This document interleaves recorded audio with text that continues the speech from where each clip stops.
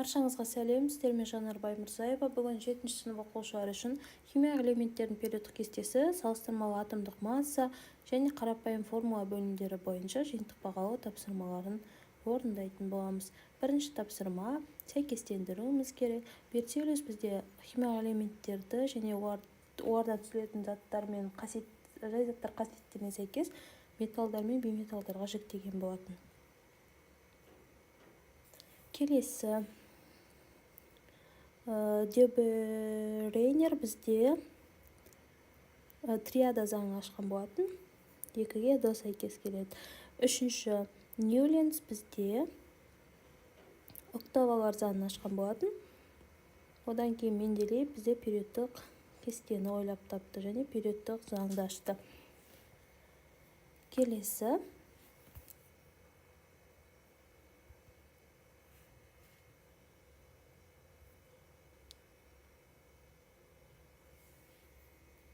элементтердің горизонталь қатары период деп айтылады. Кіші периодтарға және ол үлкен периодтарға бөлінеді. 1 мен 3-ші периодтар кіші, 4 мен 7 бұл бізде үлкенге жатады. Бірінші топтың қосымша топшасына орналасқан кез келген бір элементтің таңбасын жазыңыз.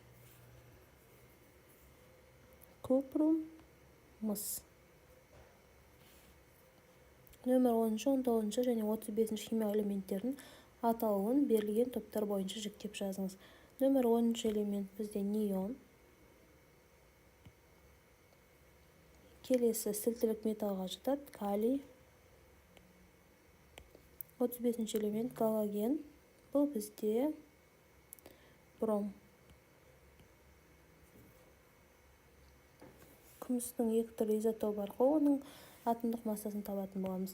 Атомдық масса күміс тең сандар 100-ге бөлеміз. Сол кезде 0, 56, 59, 0, 43, 41.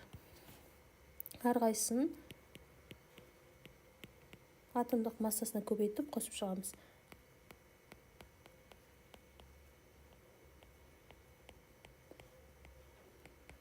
Сол кезде 107, 86, 82 шығады. Келесі бор 2, О3 болады. Ортақ еселік 6, 6 3-ке бөлсек 2, 2-ке бөлсек 3. Келесі ортақ еселігі 6, 6-ны 6-ға бөлсек 1, 2-ке бөлсек 3, СО3 болады. Келесі әктастың формуласы кальций СО3, салыстырмалы молекулалық масса кальций СО3 тең болады. 1 көбейту атомдық масса кальций қосу 1 көбейту атомдық масса көміртек қосу 3 көбейту атомдық масса оттек болады. Орындарына қоямыз. 40 қосу 12 қосу 16 көбейту 3 тең 100-ге тең.